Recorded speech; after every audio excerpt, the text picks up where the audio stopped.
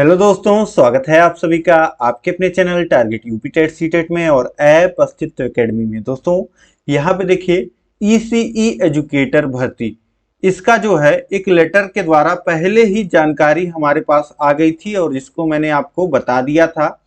पहले ही मैं इस पे वीडियो कर चुका हूँ कि ये भर्ती है क्या, किस प्रोसेस से ये भर्ती होगी, कहाँ पे आपको आवेदन करना है, ये सारी जानकारी मैं पहले दे चुका था। लेकिन जो है पहले जो नई जानकारी है वो मैं आपके सामने साझा कर देता हूँ। यहाँ पे लिस्ट जो है जारी हो गई है, हर एक जनपद में कितनी वैकेंसी है ये मैं आपको यहाँ पे दिखा दे रहा हूँ। ठीक, ये नया पत्र जो है, नया लेटर जारी हुआ है। यहाँ पे आप देख पा रहे हैं कि 7 जुलाई की डेट यहाँ पे पड़ी हुई है। महानिदेशक स्कूली शिक्षा एवं राज्य परियोजना निदेशक कार्यालय से यह जारी हुआ है। सेवा में जिला बेसिक शिक्षा अधिकारी समस्त जनपद के जितने भी बीएससीज हैं सभी को, मतलब सभी जिले में ये लेटर गया है और इसमें कितने पद रिक्त हैं ये बताया गया है। ठीक, तो यहाँ पे आप देख सकते हैं। और इसके बाद जो है जो जानकारी मैं आपको देने वाला हूं वो ये भर्ती है क्या और इसमें कौन कौन अप्लाई कर सकता है, कौन कौन एलिजिबल है, इसमें वेतन कितना मिलेगा, और यहाँ पे मैं आपको दिखाने भी वाला हूं कि कहाँ पे आप अप्लाई कर सकते हैं और ये कब से शुरू होने वाला है ये भी आपको जानकारी मिलेगा। एग्जैक्ट जानकारी तो अभी नहीं मिल पाएगा क्योंकि एग्जैक्ट तो पता ही नहीं है किसी को कि कब शुरू होगा ये भर्ती। लेकिन अभी जो जानकारी उपलब्ध है वो सारी जानकारी यहाँ पे मैं आपको बताने वाला हूँ सिलसिलेवार क्रम में। तो ध्यान से सभी बातों को सुनिएगा यहाँ पे आप लोग। उसके बाद जो है जो डाउट होंगे आपके मन में वो कमेंट में बताइएगा और यहाँ पे मैं आपको नंबर भी प्रोवाइड कर दूंगा जहाँ पे आप पूछ सकोगे। ठीक, तो चलिए स्टार्ट करते हैं। देखिए सबसे पहले जो जानकारी हमारे पास आई थी यहाँ पे देख लीजिए कि 27 जून का ये लेटर जारी किया गया था। देखिए किसके द्वारा जारी किया गया था, प्रेषक आनंद कुमार सिंह, उप सचिव उत्तर प्रदेश शासन में ये है, और सेवा में महानिदेशक स्कूली शिक्षा उत्तर प्रदेश लखनऊ। अब देखिए वार्षिक कार्य योजना एवं बजट 2025-26 में प्राप्त अनुमोदन के क्रम में स्वीकृत 8,800 परिषदीय प्राथमिक एवं कंपोजिट विद्यालय में बाल वाटिका कक्षा हेतु ईसीसीई एजुकेटर की सेवाएं प्राप्त किए जाने के संबंध में। तो यहाँ पे देखिए क्या बोला गया था, यहाँ पे बोला गया था कि वार्षिक कार्य योजना 2025-26 के लिए यहाँ पे किसकी जरूरत है, ईसीसीई एजुकेटर की जरूरत है। और कितने एजुकेटर्स की जरूरत है, 8,800, जो कार्य कहाँ करेंगे, किसके लिए, कहाँ पे, परिषदीय विद्यालय एवं कंपोजिट विद्यालय में बाल वाटिका, यानी कि जो आपके सरकारी प्राथमिक विद्यालय होते हैं उसके साथ आपने देखा होगा कि कहीं कहीं पे आंगनवाड़ी केंद्र बने होते हैं। वहां पे आंगनवाड़ी कार्यकर्त्री होती हैं जो आपके छोटे बच्चों का देखभाल करती हैं, उन्हें पढ़ाती हैं। उसी तरीके से जो है यहाँ पे ये पोस्ट जारी की गई है। केवल पढ़ाने के लिए आपका कार्य क्या रहेगा, जो 3 से 6 वर्ष के बच्चे हैं उनको आपको पढ़ाई के लिए तैयार करना है। और यहाँ पे अब हम बात कर लेते हैं कि यह प्रक्रिया होगी कैसे। यहाँ पे देख लीजिए आंगनवाड़ी कार्यकर्त्री के साथ मिलकर के आयु वर्ग 3 से 6 वर्ष के बच्चों हेतु गुणवत्ता परक सीखने का वातावरण बनाने एवं गतिविधियों को सीखने का मुख्य आधार बनाकर कार्य करना, ये कार्य रहेगा आपका ईसीसीई एजुकेटर का। इसके साथ देखिए कि आपका सबसे पहले हम बात कर लेते हैं, देखिए योग्यता की। ये पद का नाम आपको पता चल गया, ईसीसीई एजुकेटर पद का नाम है।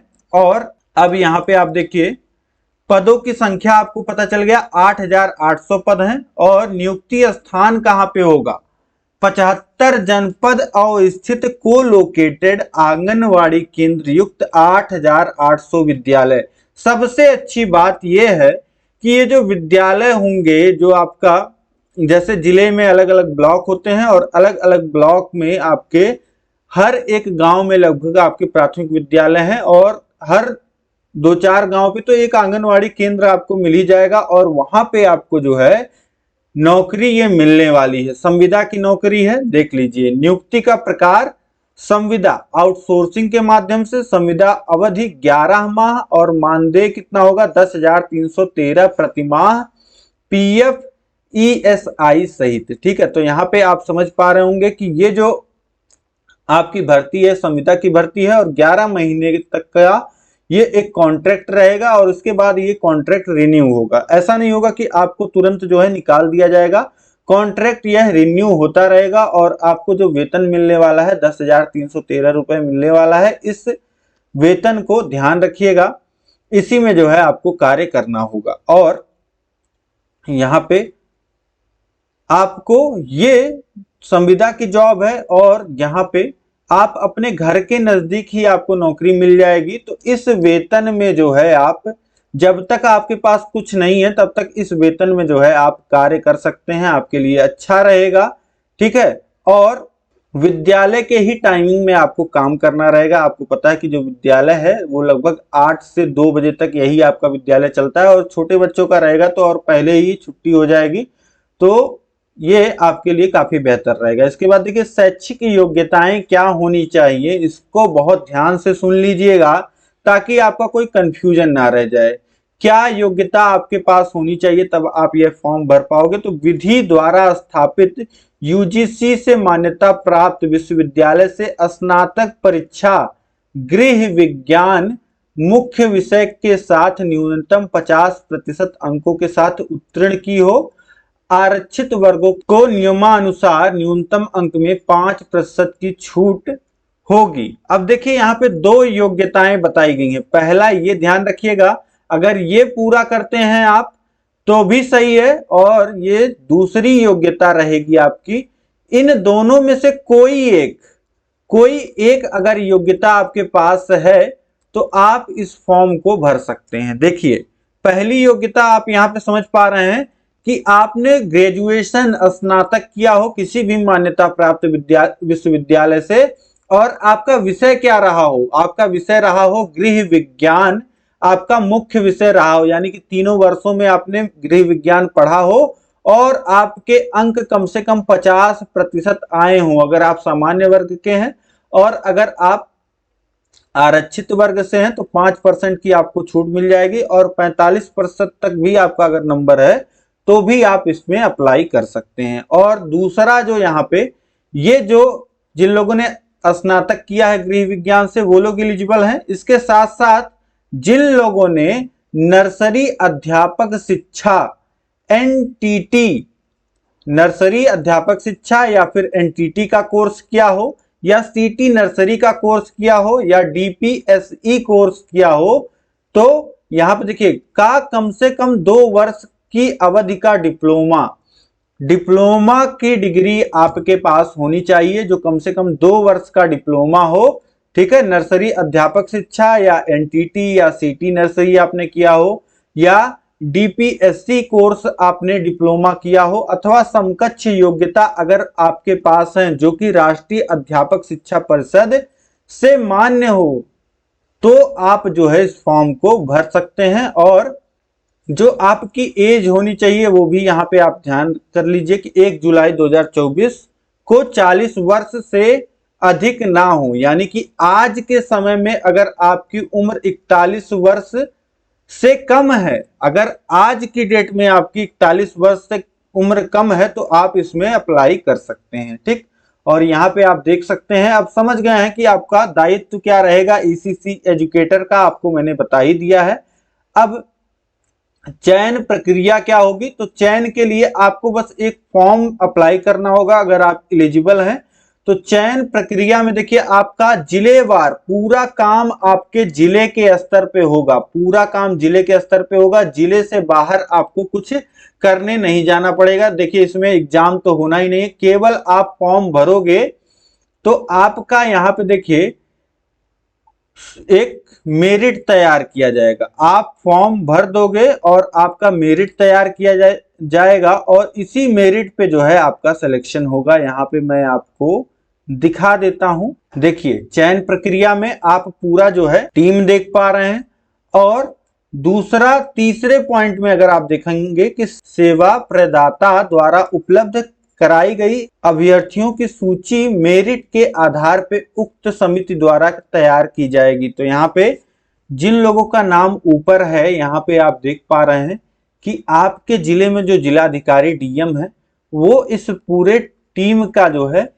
अध्यक्ष रहेंगे और आपके प्राचार्य जिला शिक्षा एवं प्रशिक्षण संस्थान यानी कि आपके डायट के प्रिंसिपल, जिला बेसिक शिक्षा अधिकारी आपके बीएस से, और जिला कार्यक्रम अधिकारी और जिला अधिकारी द्वारा नामित अन्य 2 सदस्य यहाँ पे आपके इस पूरी चयन प्रक्रिया के टीम में रहेंगे। और आप लोग जो फॉर्म भरोगे उस फॉर्म में जैसे आपके नंबर होंगे हाई स्कूल में, इंटर में और स्नातक में, या फिर जो आपने जो कोर्स किया है उसके आधार पे यहाँ एक जो है मेरिट सूची, मेरिट लिस्ट तैयार की जाएगी, जो कि अवरोही क्रम में होंगी। जाहिर सी बात है जो सबसे अधिक नंबर पाया होगा वो जो है सेलेक्ट हो जाएगा। ठीक, यदि 2 या 2 से अधिक अभ्यर्थी की परीक्षा में प्राप्तांकों का योग का औसत समान है तो इस स्थिति में अधिक आयु वाले अभ्यर्थी को वरीयता दी जाएगी। जैसे आपको पता है कि अगर सेम अंक हो जाता है, सेम मान लेते हैं कि सब कुछ सेम हो जाता है,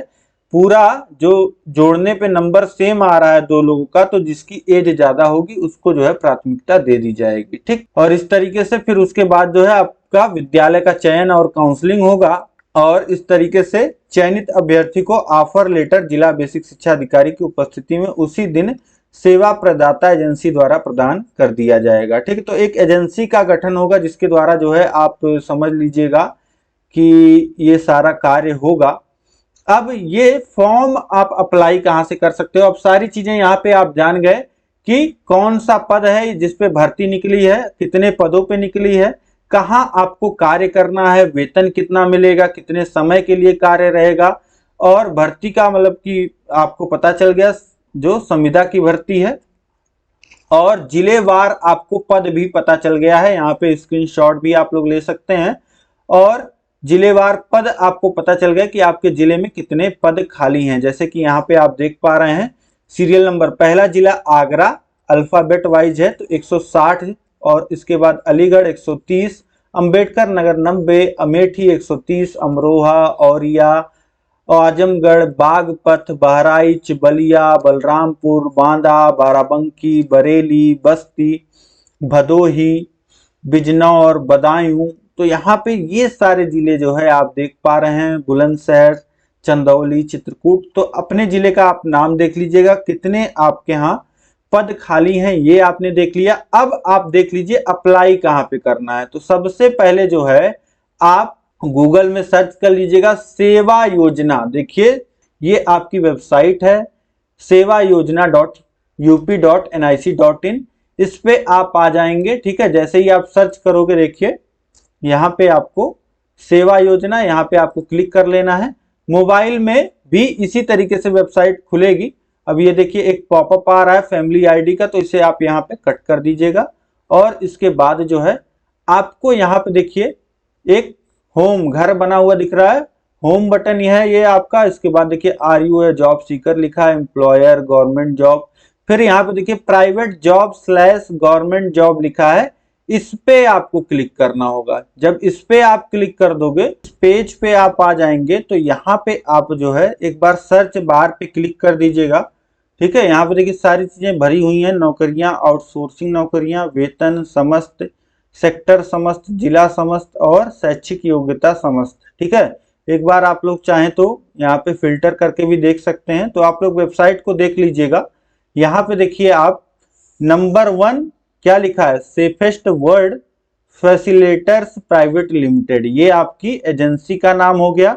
अनिवार्य शैक्षिक योग्यता ग्रेजुएट लिखा है, विभाग बेसिक शिक्षा विभाग, जनपद फतेहपुर लिखा है, और बीएससी एग्रीकल्चर 21 से 40 वर्ष ये लिखा होगा। तो इस तरीके से ये जो है आपका ये कोई अन्य भर्ती का है। ठीक है, अब देखिए वेतन प्रतिमाह यहाँ पे दिया गया है 10,450 रुपए। ठीक, और अब तक प्राप्त आवेदनों की संख्या 344। ये आपकी पहली जॉब का यहाँ पे आप देख पा रहे हैं दिया गया है, और यहाँ पे ऊपर देखेंगे आप तो अंतिम तिथि दर्शाया गया है। और रिक्तियों का विवरण अगर आपको देखना है तो इस पे क्लिक करना है, आवेदन करना है तो यहाँ क्लिक करना है। ठीक, इसी तरीके से आप देखेंगे बहुत सारी जॉब्स जो है यहाँ पे लिस्ट की गई हैं। समझ रहे हैं, यहाँ पे बहुत सारी जॉब लिस्ट की गई हैं, और इन्हीं जॉब में आप देखिएगा, देखिए यहाँ पे 8-9 नंबर पे आ चुके हैं, हम 10वें पे आ चुके हैं। इसी तरीके से जब आप देखते चलेंगे तो 10 नंबर तक आपको दिख गया। अब इसमें आपको ईसीसी एजुकेटर वाला भर्ती नहीं दिख रहा है, तो अब दूसरे नंबर पेज पे चले जाएंगे। दूसरे नंबर पेज को आप खोलोगे, नंबर पे जब आप क्लिक करोगे तो फिर 11 से लेकर के इस तरीके से 12, 13 नंबर पे आप देखिए तो आपको दिख रहा है क्या, NIT कंप्यूटर सेंटर एजुकेटर, ये आपका एजेंसी का नाम है। और यहाँ पे आप देख पा रहे हैं अनिवार्य शैक्षिक योग्यता बैचलर ऑफ होम साइंस, और विभाग आप देख पा रहे हैं बेसिक शिक्षा विभाग, जनपद ऑल। और यहाँ पे आप देख पा रहे हैं वेतन प्रतिमाह 10,300। तो यहाँ जब आप देखेंगे 10,313, तो ये जो है आप समझ जाइएगा कि यही आपकी क्या है, ECCE एजुकेटर वाली भर्ती है। तो यहाँ पे इसी तरीके से यहाँ फिर इसके बाद नीचे आइए, आपको जहां पे जनपद क्लियर लिखा रहेगा वो समझ लीजिएगा कि आपके जनपद की भर्ती है। आपको क्या देखना है, जनपद देखना है, और वेतन आप देख लीजिएगा 10,313। अब ये जो है इतना आपको खोजने की जरूरत क्यों पड़ रही है, क्योंकि हर एक जिले में, अब मैं यहाँ पे क्लियरली एक बात बताने जा रहा हूं जिसे बहुत ध्यान से सुनिएगा आप लोग। इससे पहले भी जो है आपकी ECCE की भर्ती पिछले साल भी आ चुकी है, जिसका जो है अभी भर्ती वही चल रही है, पिछली वाली ही। आपका पिछले वर्ष जो है 10,684 पदों पे भर्ती आई थी। पिछले वर्ष आपका 10,684 पदों पे भर्ती आई थी, जो आपके लगभग 47 जिलों में अब तक पूरी हो चुकी है। ठीक है, 75 जिलों में से 47 जिलों में पूरी हो चुकी है। और अब जो है आपके जो बचे हुए 28 जिले हैं, इन 28 जिलों में अभी होना बाकी है, आवेदन होना बाकी है, समझ रहे हैं, 28 जिलों में। तो उसकी लिस्ट अभी मेरे पास नहीं है कि किन किन जिलों में बाकी हो है और किन किन जिलों में हो गई है। उसकी जानकारी भी मैं अलग वीडियो में आपको दे दूंगा। आप ध्यान से पहले तो चैनल को सब्सक्राइब कर लीजिए और इस वीडियो को अधिक से अधिक शेयर कर दीजिए। जिनके मन में कोई भी डाउट हो, सारी चीजें यहाँ पे मैं आपका निस्तारण करूंगा। ठीक है, तो ये जो आपकी भर्ती आई है अभी 8,800, ये कब होगी, ये जब ये भर्ती पूरी हो जाएगी, 10,684 पदों वाली जब भर्ती पूरी हो जाएगी, तो उसके बाद ये आपकी प्रक्रिया शुरू होगी। ध्यान रखिएगा, अभी ये भर्ती नहीं चल रही है, अभी आने वाले समय में ये भर्ती आपको देखने को मिलेगी। अभी इसके फॉर्म नहीं भरे जा रहे हैं, अभी 10,684 इसका फॉर्म आप सोचिए कि जनवरी से ही भरा जा रहा है और अभी तक सभी जिलों में पूरा नहीं हो पाया। अभी केवल आपके 47 जिलों में पूरा हो पाया है और 28 जिलों में अभी तक बाकी है। तो अगर पिछली भर्ती बाकी है तो भी आप फॉर्म भर सकते हैं अगर आप एलिजिबल हैं। ठीक है, अच्छी बात ये भी है। तो 2 मौका मिल जाएगा लोगों को, अगर इसमें होगा तो ठीक, नहीं तो अगले में तो हो जाएंगे, ये मैं उम्मीद करता हूं। तो इस तरीके से यहाँ पे ये वेबसाइट है और यहाँ पे मोबाइल में भी आपका लगभग इसी तरीके से खुलेगा। ये सारी चीजें आप देख पा रहे हैं, कहाँ पे क्लिक करना है, क्या करना है। तो जरूर जो है आप इस पे इसको खोल करके देख लीजिएगा और आपको सारी जानकारी जो है इस तरीके से प्राप्त हो जाएगी। तो उम्मीद करता हूं कि सारी जानकारी यहाँ पे आप समझ गए होंगे। अब कोई डाउट रह गया हो अगर आपके मन में, तो आप मुझे कमेंट करके बताइएगा। और यहाँ पे मैं आपको नंबर भी प्रोवाइड करा देता हूं। हमारा जो नंबर है जिसपे आप व्हाट्सएप और कॉल कर सकते हैं वो है 7705 95 45 49। ठीक, इस नंबर पे आप मुझसे कांटेक्ट कर सकते हैं, जहां कहीं भी डाउट आए वो पूछ सकते हैं। लेकिन सबसे पहले इस वेबसाइट पे आपको क्या करना होगा, न्यू अकाउंट जो दिख रहा है ना, वो आपको बना लेना होगा। जॉब सीकर का एक अकाउंट क्लिक करके आप लोग बना लीजिएगा। इसमें आपसे आपका सब डिटेल मांगेगा, वो फिल कर लीजिएगा। सबसे पहला काम यही आपको करना होगा और उसके बाद जो है आप वहां पे जाकर के अप्लाई कर दीजिएगा और अप्लाई जो है हो जाएगा इस तरीके से। ठीक है, तो उम्मीद है कि सारी बातें आप लोग समझ गए होंगे। इस वीडियो को अधिक से अधिक लाइक शेयर कर दीजिएगा और लगातार जो है मैं आपके लिए अपडेट लेकर के आता रहूंगा। तो मिलते हैं अब हम नेक्स्ट क्लास में। जय हिंद, जय Bharat, bye bye, take care. अधिक से अधिक शेयर और लाइक कर दीजिएगा।